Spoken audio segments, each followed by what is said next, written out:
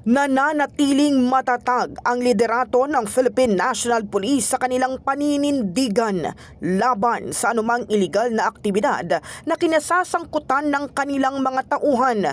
Wala anilang PNP chief mula noon hanggang sa kasalukuyang administrasyon ang magpapahintulot ng iligal na gawain sa kanilang hanay. Kung may mga ganito pong mga illegal scheme, hindi po ito institutionalized sa buong organization. No chief PNP, regardless of the present administration or the previous administration, will allow yung mga ganitong illegal scheme. Marami na po tayong dinismiss na mga police regardless of their rank.